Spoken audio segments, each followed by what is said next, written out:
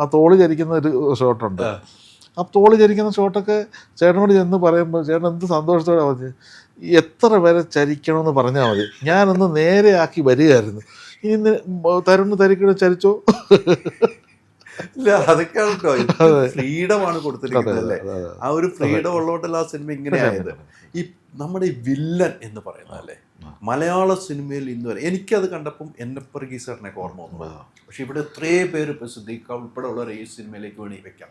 പക്ഷെ അതിലേക്കൊക്കെ മാറി ഇദ്ദേഹത്തിലേക്ക് എത്തിയത് എങ്ങനെയാണ്? അത് എന്ന് വെച്ചാൽ ഇതിൽ മലി 3 പ്രാവശ്യം സിനിമ കണ്ട ആളാണ്. അപ്പോൾ 3 പ്രാവശ്യം കണ്ടെന്ന് പറഞ്ഞുകൊണ്ട് എനിക്ക് നന്നായിട്ട് മനസ്സിലായി. ഈ സിനിമയുടെ തുടക്കത്തിൽ തൊട്ട് അതിൻ്റെ ഒരു പോർഷൻ വരെ ഈ ക്യാരക്ടർ ഇങ്ങനെ ഒരാളാണെന്ന് മനസ്സിലാകാൻ പാടില്ല. ഒരിക്കലും മനസ്സിലാകാൻ പാടില്ല.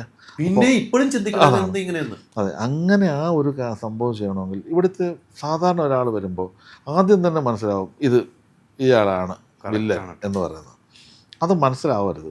അപ്പം അതിന് നമ്മളെന്ത് ചെയ്തു, വേറെ സ്ഥലത്തുള്ള ആളിലെ വലിയ ആളുകളല്ലാത്ത നല്ല ആർട്ടിസ്റ്റുകളുണ്ടെന്ന് നോക്കി കുറേയൊക്കെ ശ്രമം നടത്തി. അപ്പോഴൊന്നും നമുക്കൊന്നും കറക്റ്റാവുന്നില്ല. അങ്ങനെ നമ്മൾ എനിക്ക് KR സുനിലാണ്. ഇങ്ങനെ സുനിലുമായി ഈ മറ്റേ പ്രകാശ് വർമ്മയ്ക്ക് നല്ല അടുപ്പമാണ്. സുനിലിൻ്റെ ഒരു മഞ്ജുക്കർ എന്ന് പറഞ്ഞൊരു ബുക്ക് ഉണ്ട്. ആ ബുക്ക് ഭയങ്കര ബുക്കാണ്. അത് കണ്ടുപോക്കേണ്ടതാണ്. അത് സിനിമയാക്കാൻ വേണ്ടി ഇദ്ദേഹം വിളിച്ചിരുന്നു. അത് ഒരാളെ കൊണ്ട് സിനിമയാക്കാൻ പറ്റില്ല, കാരണം അത്ര ഭയങ്കര ഭീകര കുഞ്ഞാലി വരക്കാർ പോലെ എടുക്കേണ്ട സിനിമയാണ് അത്. അപ്പോൾ അത് ആ സിനിമ എടുക്കണേ കുറച്ച് പാടാണ്.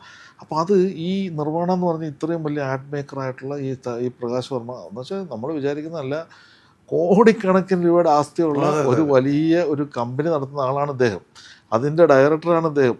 ഈ ആഡ് കാണുന്ന വലിയ വലിയ ആഡ്സ് മൊത്തം നമ്മൾ കാണുന്ന നെറ്റ്ഫ്ലിക്സിൻ്റെ ആണെങ്കിലും ബ്രിട്ടീഷ് എയർവേസ് ആണെങ്കിലും എല്ലാത്തിൻ്റെ ആഡ്സ് പുള്ളിയാണ് ചെയ്തിരിക്കുന്നത്. അപ്പോൾ അങ്ങനെ ചെയ്യുന്ന ഒരാൾ ആയതുകൊണ്ട് പുള്ളി ഇങ്ങനെ വിളിച്ച് സംസാരിക്കുകയും ആ സിനിമയെക്കുറിച്ചൊരു ഡിസ്കഷനൊക്കെ നടന്നു. അങ്ങനെ ഒരു ഭയങ്കര സുഹൃത്തുക്കളാണ്.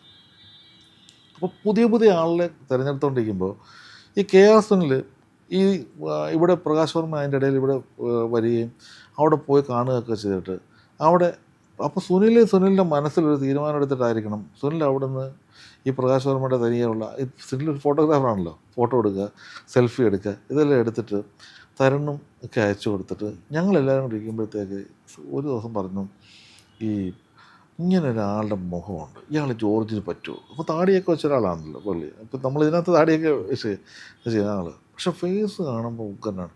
അപ്പോൾ ഉടനെ തന്നെ തരുൺ പറഞ്ഞു, ചേട്ടാ നമുക്കിത് നല്ലൊരു പരീക്ഷണമാണ്, അദ്ദേഹത്തിന് കൂടുതൽ കാര്യങ്ങളെല്ലാം അറിയാതിനെക്കുറിച്ചറിയാം, നമുക്ക് ഇദ്ദേഹത്തെ ഒന്ന് കിട്ടുമെന്ന് നോക്കട്ടെ എന്ന് ചോദിച്ചു. നമ്മൾ നോക്ക് എന്ന് പറഞ്ഞു. അങ്ങനെ നോക്കിയപ്പോഴത്തേക്ക് പ്രകാശ് സുനിൽ വിളിച്ചു, തരുൺ സംസാരിക്കുകയൊക്കെ ചെയ്ത് കഴിഞ്ഞതിന് ശേഷം എൻ്റെ അടുത്ത് പറഞ്ഞു, അദ്ദേഹം ഒന്ന് അടുത്തടുത്ത് വരുന്നുണ്ട്, പക്ഷേ ഭയങ്കര ഒരു ആഡ്സും ഒക്കെ പുള്ളിക്ക് ഒരുപാടുള്ളതുകൊണ്ട് ഇങ്ങനെ കറക്റ്റായി വന്നിട്ടില്ല എന്ന് പറഞ്ഞു. പിന്നീട് നിരന്തരം വിളിച്ചപ്പോൾ പുള്ളി പറഞ്ഞു, ഞാനിത് പറയുന്നതിൻ്റെ കാര്യം വെച്ചാൽ ഇത് മോഹൻലാൽ സിനിമയാണ്. അപ്പോൾ പുള്ളിയുടെ ഇൻ്റർവ്യൂ തന്നെ ഇത് ഇന്നപോലൊരു കമ്പനിയുടെ പടമാണ്, ശോഭനെ അഭിനയിക്കുന്നു, ഇവരൊക്കെ അഭിനയിക്കുന്നു, നിങ്ങളെ തരുണിനെ പോലെ വലിയ ഡയറക്ടറാണ്, ഞാൻ വന്നിട്ട് അവിടെ ഈ ഒരു വില്ലൻ പതറിയാൽ ഈ പടം പൊളിഞ്ഞു പോകും, അതുകൊണ്ട് ഞാൻ അഭിനയിക്കുന്നത് നിങ്ങൾക്ക് എങ്ങനെ അറിയാം ചോദിച്ചു. അതുകൊണ്ട് നിങ്ങളൊരു കാര്യം ചെയ്യുക, ഒരു ബുദ്ധിമുട്ടില്ലെങ്കിൽ ബോംബെയിലേക്ക് വന്നിട്ട് എൻ്റെ ഓഫീസിൽ തന്നെ ഒരു സീനും എടുത്തുകൊണ്ടൊന്ന് വെറുതെ ഫോണിലൊന്ന് ഷൂട്ട് ചെയ്ത് നോക്കാം. സത്യസന്ധതയോടെയാണ് അവിടെ ഷൂട്ട് ചെയ്ത് ഒരു 10 മിനിറ്റിനകത്ത് മാറി നിന്ന് തരുൺ എന്നെ വിളിച്ചു പറഞ്ഞത്, ചേട്ടാ ഒന്നും നോക്കാനില്ല, ജോർജിനെ കിട്ടിയെന്ന് പറഞ്ഞു. എന്നോട് പറഞ്ഞു, ഗംഭീര പെർഫോമൻസാണ്, ഞാൻ ചേട്ടൻ ഇതിങ്ങനെ അയക്കുന്നില്ല, ഞാൻ ഒന്ന് എഡിറ്റ് ചെയ്ത് ചേട്ടൻ അയച്ചു തരാമെന്ന്. പിറ്റേ ദിവസം എറണാകുളത്ത് വന്ന് കൊച്ചി, ഇതിനായിട്ട് ബോംബെക്ക് വിട്ടാ നമ്മൾ, കൊച്ചി വന്ന് എഡിറ്റ് ചെയ്ത് തരുൺ എനിക്ക് വാട്സാപ്പിൽ അയച്ചു തരുന്നു.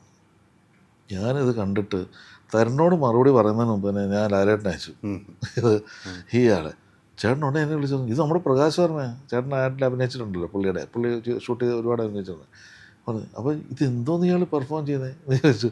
അത് ഗംഭീരമായിരിക്കുന്നല്ലോ എന്ന് പറഞ്ഞു.